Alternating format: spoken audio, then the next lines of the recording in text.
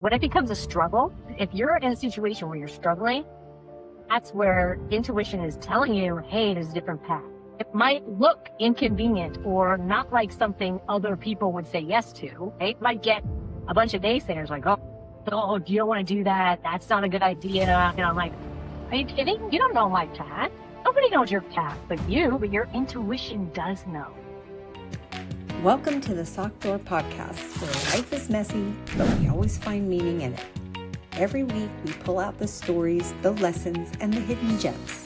And then we ask the big question, keep it or kick it? If you're ready for real talk, brave steps forward. I'm your host, Lisa Begley, and you're listening to the Sock Door Podcast. Let's jump right in. Hey there, Sock Drawer family. Listen, most people don't quit their jobs because they're lazy or unmotivated. They step away because they've quietly outgrown a life that maybe no longer fits. And today's conversation, it's for anyone who looks successful on paper, but feels disconnected inside, right? My guest, Maggie Mistal, she has spent more than 2 decades helping people reconnect with who they really are and then design work that actually fits their life. She's known for blending intuition with strategy in a way that feels practical, grounded, and deeply human. Maggie, thank you for being here. I'm so glad you're here today.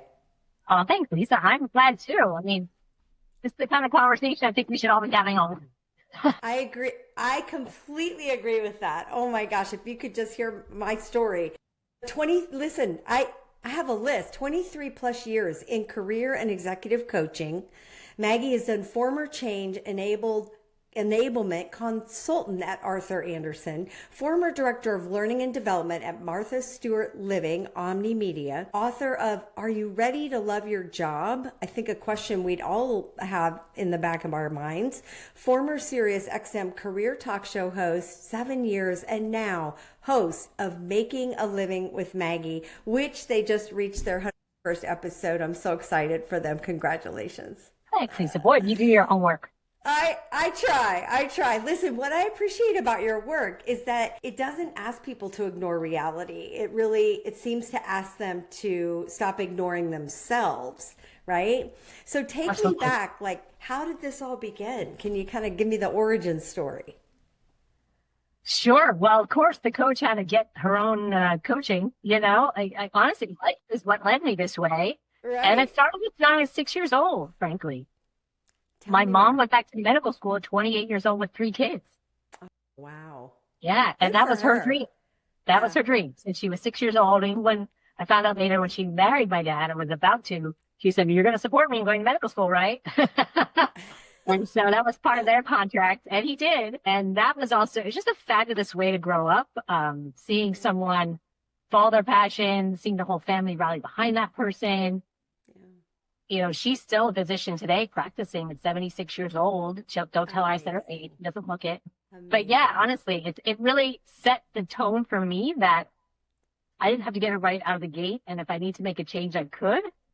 And even like a lot of people say, well, I have children, I can make a change, or I have responsibilities with the family and mortgage. We have those things. Mm-hmm. Mm-hmm. My mom was still able to do it. And so, yeah. So I think it opened up the world to me to have that experience as a child.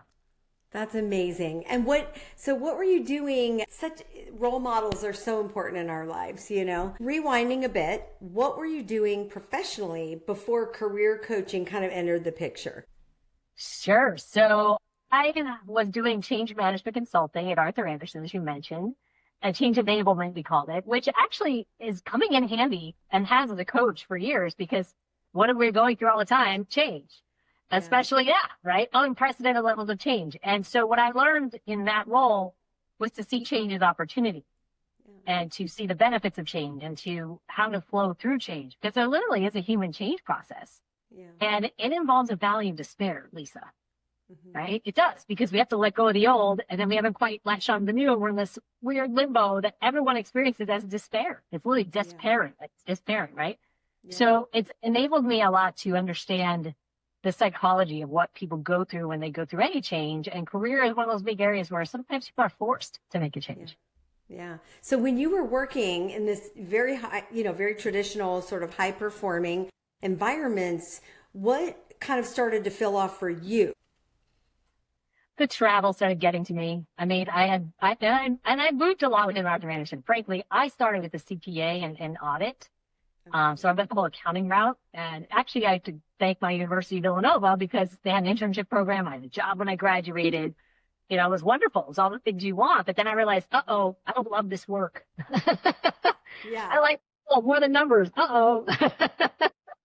So many people do that though, right? And Villanova, that's amazing. Yay. Philly, right? Of course, I mean, I'm a pope. I mean, it's great stuff. But it's just so interesting that I was like, what do I do now? And I was 23 years old and nobody wanted to talk to me about anything but accounting. But Arthur Anderson, thank goodness, was a great firm. Unfortunately, no longer around. They were acquitted, by the way, by the Supreme Court of any wrongdoing in the Enron debacle. It defunct, the company defunct, Thank but you still. so much for clearing that up. Yeah, nobody knows. But great people. And because of that, I was able to move 3 different offices from Pittsburgh to Philly to New York and different divisions within the company or different areas. All within consulting because I moved out of audit. But ultimately, that really supported me in a lot of things, even being a business owner today. I met my husband at Arthur Anderson. We talk about how grateful we are to have started our careers in consulting because it just teaches you a lot of things about how to make a proposal and how to pitch work and how to set up a business or how to even implement best practices or new technology. Somebody that thinking did as consultants for large companies, we're now able to do for ourselves. And so it was almost like building blocks, right? Over time, first as a young child, right? Then, and actually the Enron debacle was what really pushed me out of the Arthur Anderson nest, if you will, because I had been pretty unhappy for about 2 years with the travel. So I moved to New York City, but I was never there. And that's no fault of the firm. They never promised me I'd be there. Yeah. Yeah. But this is when consulting, you got to be at your clients 4 days a week. So Monday through Thursday, I was either flying somewhere or driving somewhere and kind of living during the week somewhere else. And I really wanted to be in the city. And so when Arthur Anderson went on with Enron, I said, this is my chance to really figure out what I want to do and make a shift. And that's when career coaching came into the realm. I found the Life Purpose Institute in San Diego, and I started to get clarity on my own life purpose. And I found this whole career coaching role that I didn't even know existed. Yeah. And so that's what kind of started me off on the path. And I had all the built-in clients of all my Arthur Anderson friends who are also changing. So I got to practice on a lot of people. That's amazing. I would say, it sounds like, I don't know how many, but what risks did you take when you stepped out of that work into this work? It was huge because I owned my apartment in New York. As you can understand, consultant was making good money. Yeah. And I was like in my late 20s. I owned my apartment in New York City, a nice big mortgage. And but I knew I couldn't just turn around and become a coach and make the same amount. Right. And so I took a job, and that's where Martha Stewart came in, which was wonderful. I took a job in learning and development. Yeah, it was a good match for my change management experience. But it was a 35% pay cut. That was a risk. Yeah. That's a huge risk in New York City for sure. Well, a lot of people coached me against it, including my own parents. Because they're like, we don't want to pay for your mortgage. I'm like, don't worry. It's just temporary. Yeah. And to be honest, that's a huge part of career transition hurdle for most people. Yeah. And I'm really glad I went through it because now I know how to do it. And that's what you do as a coach, right? You do something and then turn around and teach others.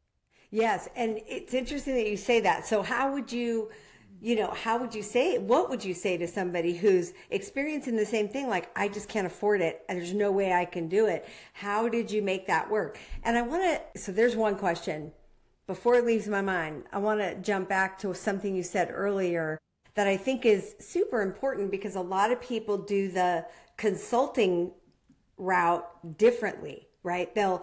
They do that after they've spent 30 years in a career and they're like, now I'm going to consult. I love what you said about realizing I was consulting early and you learned how to do that on the front end. And I would love to hear your input and what you share with people who would love to consult, but don't either feel like they have the experience. Like, where do you start with that so you can get it on the front end and not have to wait 30 years to do it on the back end? So 2 questions hanging out there. Yeah, sure. I don't think I remember the first one. Me either. That's okay. What happens when it's good you say that, but it will come to me, I promise. It'll come back. Yeah. Yeah. No, but honestly, so consulting is more of a way of working with people. Mm-hmm. And there are really good books about, they're tried and true. They've been around a long time, but I actually find a lot of that wisdom still holds.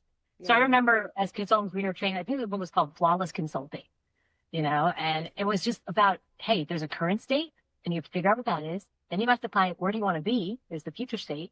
And then it's like, okay, well, we know the current, we know the future. How do we get there? Yeah. And as a consultant, you figure that out with the client. And then you ask the client, do you want me to help you implement that too? Yeah.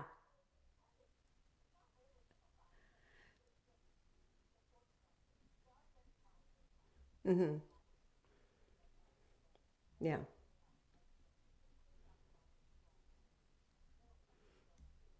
Yeah.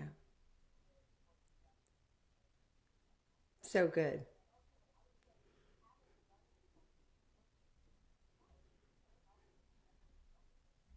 Yeah. At Arthur Andersen. And we were formally trained. You can always read books or get training. I mean, there's so much online training now. I can even ask ChatGPT, Yeah. what's the standard consulting model? Yeah. If you need one, but you have to have something to bring to a client. Like you can't just say, oh, I'll just figure it out on the fly and let you know later.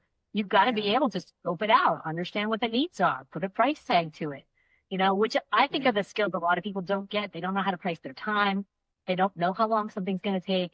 So what I tell my clients, I have a process that I take them through with their career change, but it's basically this research step in the middle, right? So it's soul search, research, job search.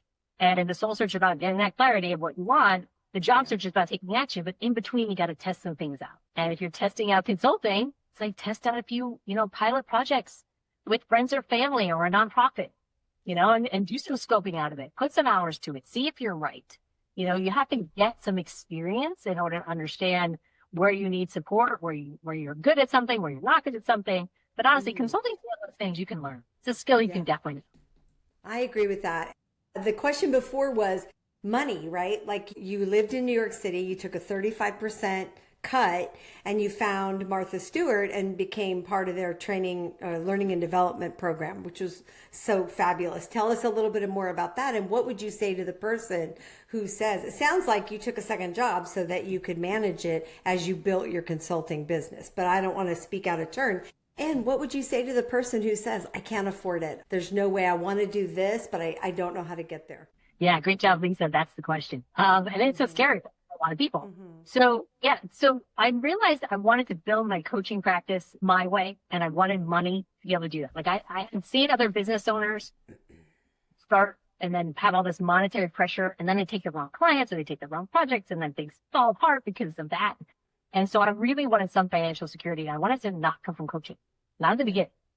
And so the Martha Stewart job was not only a 35%, it was a step back on the career ladder too. I went from being a manager at Arthur Andersen to being a senior trainer at Martha Stewart. But I thought, you know what, that's good because I want to do my 9 to 6 job, but I want to leave it there because I have other things to do with my time after work. And in consulting, that was very difficult. We were actually not allowed. We signed a contract that said we would not have outside businesses because the firm wanted access to us, whenever they needed, which was fair. They paid us for it. But when I, got back the time, I'm like, hey, I'm going to do this job. I'll do it well, but I need time and nights and weekends to coach. Yeah. And the cool part was, yes, I took a 35% pay cut. I did the numbers, so I knew I could pay my mortgage, just the fixed costs of what I really needed to cover, right? Yeah. Utilities, mortgage, all that stuff. I missed some things like gifts. I'm like, whoops, I don't really have money for this right now. Sorry. But the cool part was coaching. To say, big money. Here we go. Here's another way. And the coolest experience was making money doing something that I loved. Feeling that like, oh my gosh, I felt like pitching myself. If I could get paid to do this, like I would do this anyway. But that's the other thing about coaching or consulting, is people have to want to get your advice. You can't push it on them. They have to ask for it, right? Yeah. In order for it to work. So when I was able to put out a shingle formally say, yes, I'm a coach, and then start collecting from it. And then my market job was great. So I ended up getting promoted to director of learning and development. I ended up getting promoted to host the whole, to not only host the radio show, which was a paid gig too, but also have this director of learning and development job. So it was all aligned though. Like I saw myself doing the work I loved. Even the work I was doing at Martha I was able to focus on career class and do coaching within the company. Like I was able to just pull everything together and really get paid doing work that I wanted to do anyway. Yeah. And that was a whole nother, and that's where I really think the radio show came from. That was a dream come true. And one, I still pinch myself that happened. it's kind of like the back of my mind dream, like, oh, that would be so cool. I used to listen to top radio all the time. Like, oh, I'd love to be a top radio. Martha launched a radio channel on SiriusXM. Who knew that was going to happen? Nobody knew that. I didn't know that many times. Right? Nobody knew. And then they're looking for content. They're like, we need our people in the company to come forth with content. I'm like, how about a career talk show? Because I've been coaching all the employees. Yeah. And they said, do you want to host the show? I'm like, I would love to host the show. I mean, it was magical. But that's the type of stuff that I think people see the money and the dollar sign and they think, oh, I can't do it. Meanwhile, by me taking that risk, but I knew I could cover my bills. So it wasn't that risky. But I did, kind of squeeze my disposable income. There wasn't anything left, really. But it gave me the opportunity to expand my world in ways that if I hadn't made that move, I wouldn't have lived this dream that truly was one of the pipe dreams I kept in my mind. And I think we could all be living those pipe dreams if we gave ourselves these opportunities. I agree. I think, I'm definitely a proponent of don't pass up an opportunity. If it's something that interests you and you want to do it, figure it out, I know you talk a lot about intuition and I love this. So when did intuition kind of stop feeling like optional and start feeling essential? When I realized my own true calling. Okay. Now I have to do this work too on myself. Yes. Just do it for everybody else. Yeah. Right. Sure. And so I had a personality pattern assessment in 2020. And so I did it myself and I realized, oh, it has a true calling component. Yeah. And my true calling is intuition. Mm-hmm. And meanwhile, I have the gentle guide that's in my pattern, but it's not my career. So it's good to be a coach, but it's not I have to be an intuitive career coach, right? To be an intuitive coach that's really leveraging if I want to have the strongest platform. And this system is really great. I really enjoy using it. And it's really changed for me what I put as my major, if you will, to go back to college terms, right? Major and minor. Yeah. Before understanding myself in that sense, I was putting the gentle guide, as my major. That's what I'm here to do. I'm the coach. It's like, no, you're the intuitive. You just happen to be applying intuition right now through coaching, but you can be applying your intuition in all kinds of things. Yeah. And so that's what really sparked it, is I taking my own advice. So good. What would you say to someone? How can they tell the difference between, if someone's contemplating these things right now, how can someone tell the difference between burnout and just maybe simply misalignment? I think they're the same. I don't think they're different. Tell me more. Yeah, I think what you're saying is how drastic of a change they need to make, right? Or do they even need to make a change, or are they just feeling like, do they still love what they do, but they don't recognize it because they're so burnt out, right? They've done it too much. How to make that, do what you love. I'm sorry. When you do what you love, it gives you energy. Martha Stewart taught me that. I got to interview her on my radio, right? Amazing. 45 minutes of Martha telling her career story, which, by the way, if your audience wants another book, there's a book called The Martha Rules, RULES, that she produced that has her career advice. It's great. I don't even know if it's still in print, but you can get used copies. Such a good book. Martha Rules, listeners. Martha Rules, yeah. Okay. And ultimately, she said, when you do what you love, it gives you energy, because she only gets 5 hours of sleep. Yeah. She's in her 80s, and she's got $1 million, and it continues to change and do new things all the time. And I had to ask her, how do you do it? She said, when you do what you love, it gives you energy. Yeah. And so if you're burned out, there's chances are something structural about it. Maybe you need to change the format in which you're doing it. Maybe that's maybe it's on other people's terms and you be on your terms, or maybe that happens a lot. I think what I've seen also, Lisa, there's another term, core genius, that I've seen play out. Yeah.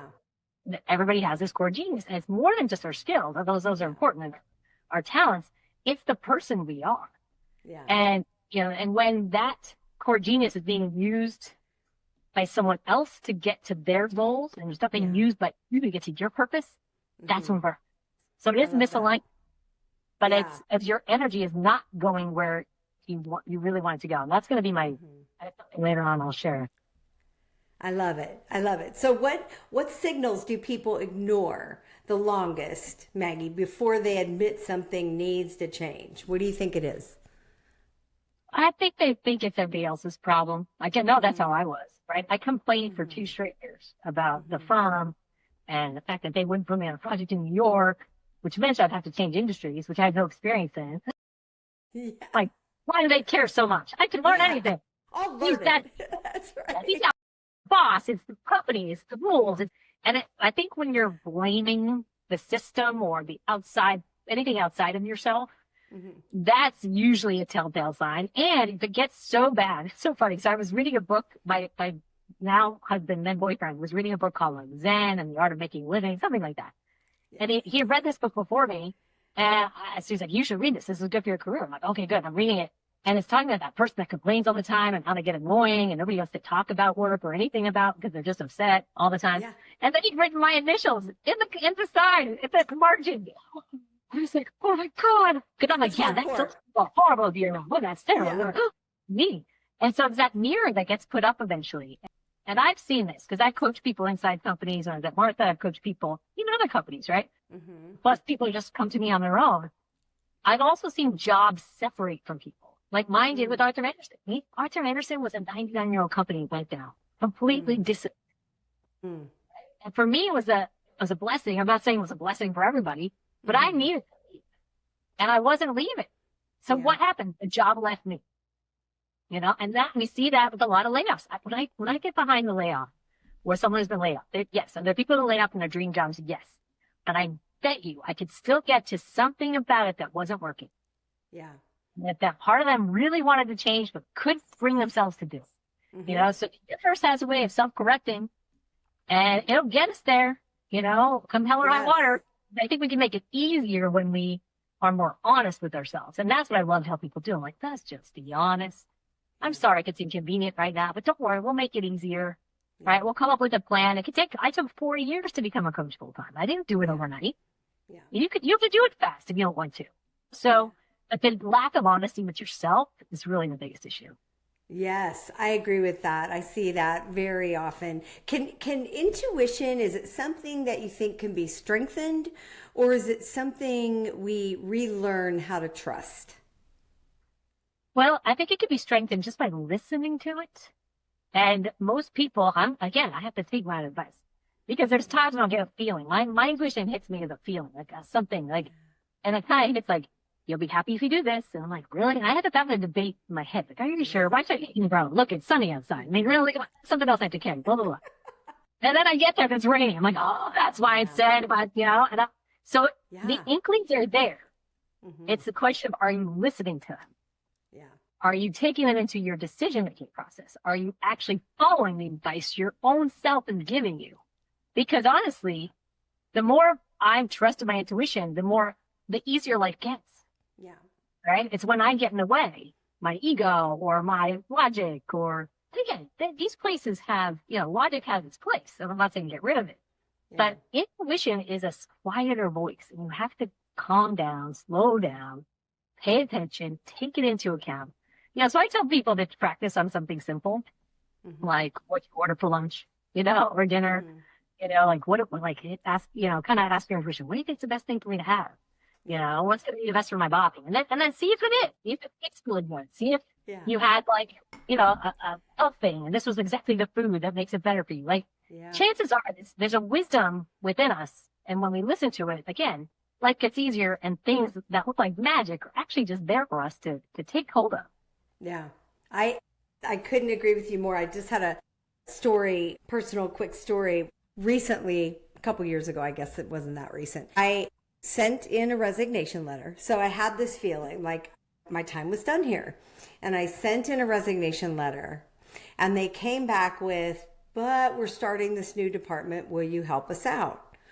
So I look back now and I go, it was the desire to help, because I'm definitely, you know, I always want to help people grow and companies grow or whatever. But it was also, it was an ego, right? It was the ego of like, oh, they need me, they want me, blah, blah, blah. I stayed. I should have never stayed, you know, and like 6 months later or whatever it was, I don't even remember now. And it doesn't really matter in the grand scheme, but 6 months later, they closed the whole department and let 6 of us out. Let 6 of us go. And I was like, I knew it. I was listening to my intuition. I was driven to like, be done, sent in a resignation letter, very grateful. I learned a lot. It was a wonderful 2.5 years with them. And I stayed, and I should have I knew better. Like, you just know. And I feel like it is something you kind of have to learn to listen to. At least for me, I've had to do that. So I totally love that you work with intuition and you help people find and recognize their intuition, because man, I think, what do you notice in people who sense the truth, but they hesitate to act on it? Like, can you see it for them sometimes? All of them. Yeah, I love it. Good. Tell me more. Like, how does that work? Yeah. And I'm trying to talk my intuition. Like, I can't say that. Yes, you can. You have to. Yeah. It actually doesn't do it. It just keeps repeating. Gently follow. I'm like, okay, fine. Oh, okay, I'm in. Mm-hmm. Yeah, no, I mean, what I see is what we call blocks or challenges, like the struggle. That's what happens when we're not following our intuition. Yeah. So, and it'd be interesting because I used to take this personally, I think, or part of me. That gentle guide in me is in my inner child. My inner child gets very unhappy when people don't listen to my advice. But it was funny because I'm like, maybe they're going to get there anyway. They're going to learn. It's okay. But honestly, when it becomes a struggle, and it's like, effort's fine. But if you're in a situation where you're struggling, that's where intuition is telling you, hey, there's a different path. Yeah. It might look inconvenient or not like something other people would say yes to, right? You might get a bunch of naysayers like, oh, like me. I had so many naysayers, Lisa, to leaving consulting and going into the path I went. They're like, oh, you don't want to do that. That's not a good idea. Yeah. Even though it was Martha Stewart company, like, well, that's good at least. I'm like, are you kidding? You don't know my path. Yeah. Nobody knows your path but you, but your intuition does know. Yeah. And it often doesn't make logical sense because you're only taking into account a small section of information. I know our brains are good, but intuition is taking into account such a bigger picture. Yeah. And there are parts and pieces and people aligning in ways that you would think are magical. But it's happening. It's almost like a train. Like, get on the train. Going somewhere really good. Even though you don't. Yeah. Well, you get another one. I do find keeps coming and keeps coming. I don't think that people ever miss. Something else I learned from Martha, which I think is so true. Don't ever think your only opportunity is past. But she's like, no, there's always more opportunities. And so, I think that's also why our intuition is like that constant tap. It doesn't stop tapping, until you get on the train, until you start going in the direction you're really meant to go in. And then magical things happen. And some people get scared, Lisa, because I know it's going to. I've seen it over 20 years. Yeah. I'm like, I know you're going to have crazy moments. You're going to see all these coincidences and you're going to think, how does this happen? I'm like, this is how life's supposed to be. Yeah. But we keep stopping it because we get scared. And I have had some people kind of dial back, and that's okay. They'll get there. But it's not, it's actually the magical life is the one that's actually very normal and practical. Yeah. Well, I love it. It's like you're leading people to use the gifts they were given in the first place, How can people release an old professional identity, right, when they're trying to make these changes without feeling like they wasted their past? What do you say to them? There's never a waste. And again, I experience it. The best part for me, I'm such a experiential learner. So when I go through it, I'm like, okay, I get it, and I went through this too. I was a CPA. Like, I spent all my college education on accounting. I studied for the CPA, which was not easy. I passed all 4 cards. I did all this stuff, and then I was like, oh, I don't want to do this anymore. And I'm like, oh no, what did I just do to myself? Meanwhile, I've learned being a CPA helps me with my own business. I know how to read my own financial statements, and I know what my accountant's supposed to be doing, and my, bookkeeper and all that. And also it gives me credibility, right? Because say I'm a CPA, I can talk about intuition. But then people are saying, oh, she's a CPA, so she gets the groundedness too. Yeah. Right? So it's never your life experience is part of that core genius. Yeah. So your path is there for a reason. And even if you took a wrong turn, you're going to take things with you that are going to help you in your career. You just might not see how right now, but trust me, you will see that it does. That's good. That's good. And what drew you, so a little pivot here, what drew you, I'm curious, towards the 5 elements work and biofield tuning? Can you give us some insight on that? Yes. So thank you for asking, because it seems woo-woo and out there, but these are both really practical tools. They're so practical, more practical than all together, right? You're bringing it all together. I love that. Well, I thought when I started as a coach, and you could probably appreciate it, that if I just let people get to their answer, they would do. I'm like, oh, they just must not know. But I'll help them know, and then they'll just do it. And guess what? No, that didn't happen. Not everybody, because there's fears, there's doubts, there's limiting beliefs, there's all this other static that gets in the way, that keeps us from allowing ourselves to be the person we came here to be, or to take those steps that are so scary. Get on that right path. So that's where those two things came in. The 5 elements of the personality pattern I was talking about. Yeah. Really, that true calling aspect, it's based on date of birth and your face. That's what I ask people for. Tell them their true calling, according to that system. And people are like shocked in a good way. They're like, how does it know? Yeah. So, right? How does it know? It is a ancient system. It's a science. It's the same system that use. Okay. So it's actually the personality aspect of that whole system. It's based on the 5 elements it's based on nature, basically, that we are not separate from nature, and we follow cycles and patterns based on the elements of our personality. Okay. And there's 81 patterns in the system, so it's pretty detailed. Yeah. And age and stage, you'll appreciate it, comes into play. And every decade supports us differently in becoming more and more of who we're meant to be. So there's a lot of interplay, but that I love because it gives people confidence in their true calling and the confidence to build their career around it. Because it was even scary for me to put out there intuitive career coach on LinkedIn. Yeah. I was like, can I put that out there? People are still going to respect me. Put it out there. Yeah. So when I learned if I don't do it, I'm missing out on my entire true calling. I'm like, I got to do this. Yeah. I got to take that brave step that I know you talk about, right? Yeah. Yeah. And then the tuning is the same way. Biofield tuning, I got to personally, it's basically that we have a biofield that's also scientific. That's not woo-woo. We do. It's, it's physics has confirmed that we do. We're electrical.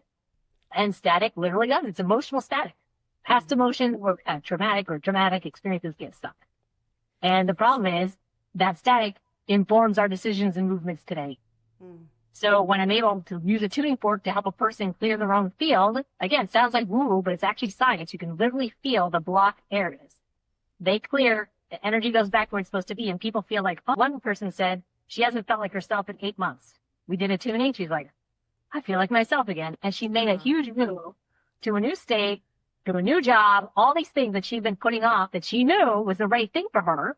Her intuition had been telling her, but she didn't have the courage to do. So the biofield tuning and the personality pattern are the courage aspect, the power of belief. That's what I've also realized. You need to have a belief in yourself and a belief in these opportunities that are real for you. That's not real for you. These other tools are how I help people believe in themselves. So wonderful. So when you're talking with someone that's a little, maybe they think it's woo-woo, how do you explain energy-based work in a grounded way, blending it with coaching, career coaching? Yeah, we're on that one, Lisa. Okay, well, we'll have another episode. And I love that. Together. It's It'll be great. No, I mean, I'm sure. I love that. Yeah. No, sure.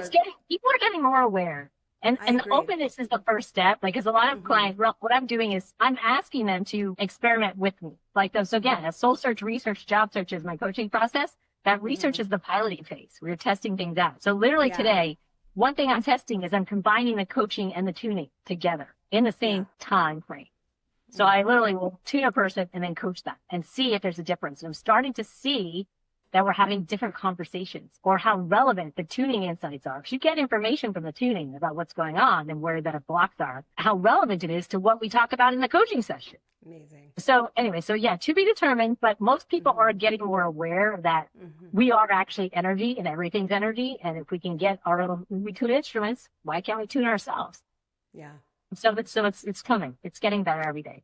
I agree. I feel I agree with you 100%. I feel like energy work is becoming more and more, people are becoming more and more aware of it, and it's becoming more and more, not that it wasn't legit before, but people are starting to see it as not as woo-woo as we, used to think of it as. And I think it's because of the improvement, the slow improvement that happens over time. So tell me, you mentioned your process. Tell me a little bit about your process and a little bit about your business, and then where can we find you? Oh, sure. So the core components of my process go all the way back to when I did that Life Purpose Institute, kind of that foundation, about 20 plus years of coaching and using that process, I've developed my own. So soul search, research, job search is really the steps that I see people need to take. Yeah. The soul search is getting to know yourself. And that can happen at any age and stage. It's never too late to really get to know who you are. And that's what the biofield tuning also helps with the personality pattern. It all works together especially in getting to know who you actually are at your core without all the noise, right? Without the external, right? And then the research is about testing, gathering information, testing things out. And still, those informational conversations, I know we have ChatGPT and all the other AI, which is great that we can do such great research. And talking to people, is one of the best things you can do. And I have a great network. I have like over 10,000 people that I'm connected with almost on LinkedIn now because of my 20 years of coaching and doing informational interviews and supporting my clients and getting connected. And then the job search is the action planning phase. We know we need a resume. We know we need to be able to communicate about ourselves. All of that, again, is being supported and changed with AI. All of this is. But ultimately, you got to know your own. So this process really gives people confidence in that. Yeah. And I like to walk the talk and go through it myself. Your soul search doesn't exactly change. That's the idea. Is be really clear on you. And I'll even go back now. They said, so fun having done this for 20 years. I'll go back to clients 10, 15 years ago. I'll pull up their information from their soul search and our process. I work together. And it's the same. They're like, yeah, that's me. It didn't change. I'm like, that's the idea. We want the core. We want to get to the truth. And then life gets easier because you can align with that and you can align your choices with who you naturally are as opposed to shoehorning yourself into what's out there. So yeah, that's really the process. It's like, don't look externally, look internally first and then create what you want out there as opposed to letting it create you. I'm going to say there's probably not a timeline to it. What is the normal timeline that you see people evolve through this process of yours and able to kind of find their intuition and find what they love doing? Sure. I'd say 3 to 6 months, but of course everyone's going to think faster. But what's cool about it is the minute people start their soul search, they're getting insights they can leverage right away. And they do. So I'm like, listen, you don't have to wait till the end of 3 months to have your new job or 6 months or whatever, but you do want to make your best decisions. So you'll get insights right away that you can be leveraging. But most people go through the process in 3 to 6 months. But my change, like I said, I did the process or I did the version of the time. And then I took 4 years of real research, actually, to get on track, to make sure I really wanted to be a coach and really make sure I could make a living at it. So the steps you take will depend on how big a change you're going to make. But through this actual process and knowing what steps that they need to go through that are the best practice, people can get that down in 3 to 6 months. Yeah, it sounds like it. What the difference between helping someone who's 30 and helping someone who's 50?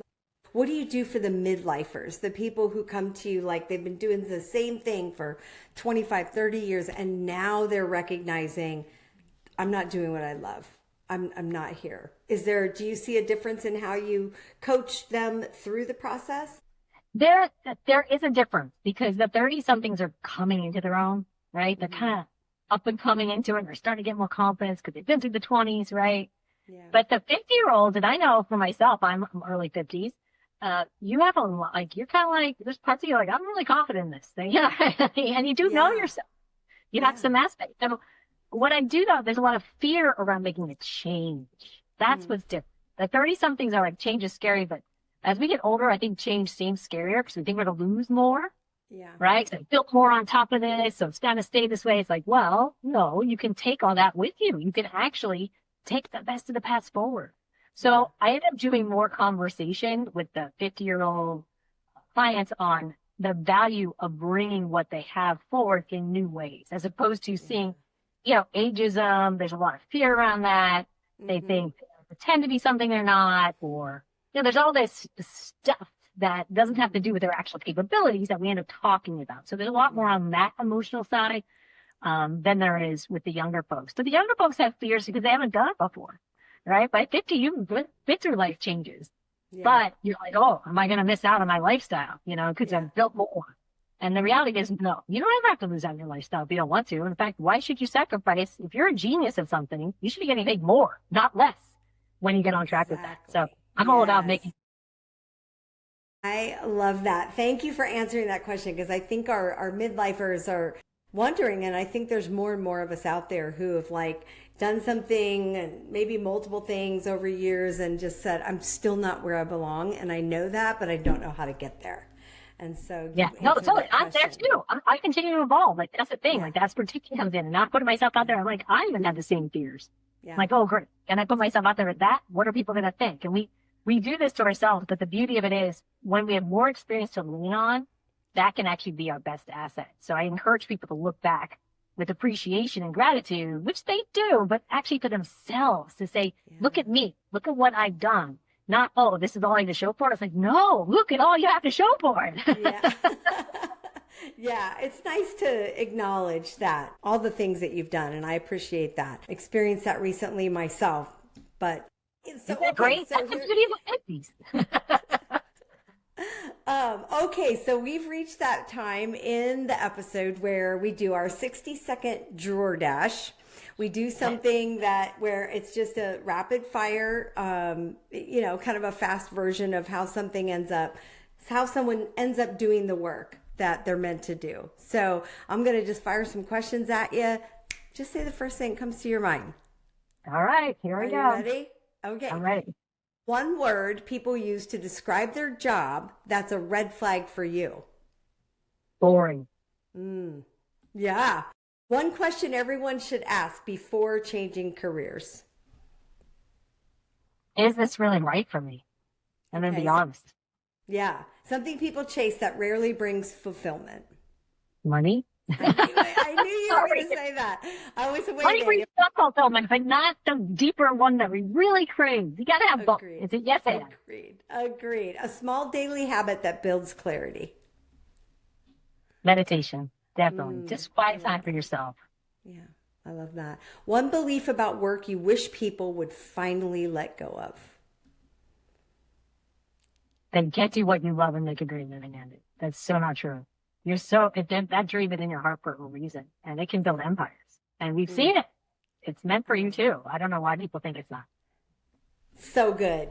All right, Maggie, Tiny Dare time. We close every episode with something we call the Tiny Dare. It's one small sort of doable action that our listeners can do, nothing overwhelming or, anything dramatic, but just something they can try right away that moves them one step closer to clarity, joy, alignment. What would you say for our listeners or suggest for our listeners? Well, it comes back to energy, Lisa, Okay. And so I would dare people that for 7 days, notice what energizes you and what drains you.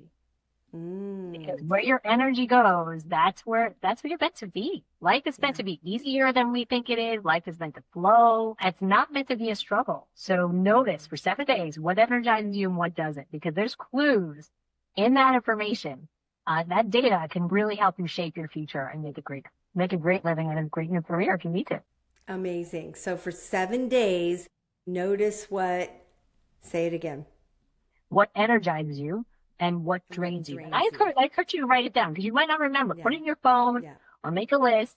But literally, I learned this from Martha Stewart. I've been practicing it since then. And look at her. She's a great example. Her energy continues to flow. Continues to flow. Yeah. And she's been through the gamut, right? We know she's been through it and literally. And look where she is. So Maggie, gosh, is there anything you want to leave our listeners with before we wrap up today?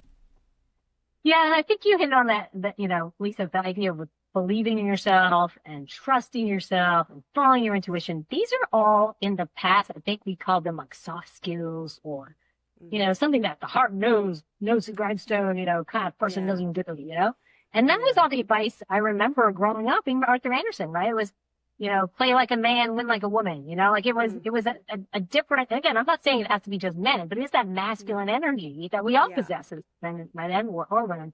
It's about that hard nose, I gotta get out there, push my way through everything. It's like, whoa, take into account the inside of life, right? Take into account that feminine, like, what's the quiet voice inside you saying? And again, even if it's an inconvenient truth, trust me, life is easier when you follow your intuition. And that's advice. Now that I've said it, guess what? I have to keep taking it too. So, follow your own integrity, which is that inner voice inside you that says it knows the path forward. You can trust it. And if you want to test it out with these little small steps, like we're talking about with the dare and other things, that can be your confirmation. You don't have to make an overnight change. You can get gradually there. And in life, it gets easier, more comfortable, more fun, all the things that we all want. It's all there, but we got to give ourselves that chance. Love it. And you can find Maggie at maggiemistal.com, right? And on LinkedIn, you can find her on LinkedIn. How about social media? Where else can they find you, Maggie? Reach out to her, get the help that you intuitively know you're looking for. Yeah, I'm on Instagram as well as Facebook, Love it. Twitter, or X. Sorry, I have to upgrade that one to X. It's weird. I think all this, and I know there's always more social media. It's getting amazing. But yeah, more and more. YouTube as well. There's a lot of podcasts there. People want to listen. But yeah, I encourage people, just don't stay stuck. There's no reason. We're all evolving. And I think podcasts like yours, Lisa, you're doing a great job. I love your energy and I love the way you look at life. We're kindred spirits. And I can't wait to have you on making it look like, hey, it's going to be fun. Yes. And you know what, Maggie, what I love about your story is that your career, it just didn't change because you failed. It changed because you listened. And that's huge. Mm-hmm. And that's, I feel like that's a practiced thing that needs to happen, right? It's possible to do the work you love. Sometimes that even looks like a job. It's okay. Doing the work you love doesn't mean being an entrepreneur or, you have to do a big, gigantic pivot or anything like that. You just have to be able to dig in and find it. So sometimes, it is entrepreneurial, or maybe you haven't even named it yet, but you need help doing that. That's where you can find Maggie. So Maggie, thank you for the wisdom, the honesty, and the calm that you bring to this work. And I love the energy work piece of it as well. It's just so helpful to learn that about yourself. And to my Sock Drawer family, listen up. You got to use these things that we're telling and sharing with you and put them to work in your daily life. I have the drawer method. You have to decide, apply, wing it, evaluate it, rinse and repeat. Do it every day and trust that clarity will come when you're willing to listen. Thanks for being here. We'll see you until next time. All right, Sock Drawer family, that's a wrap on today's Drawer Dump. Big thanks to our guests for sharing their story and their heart with us. Until next time.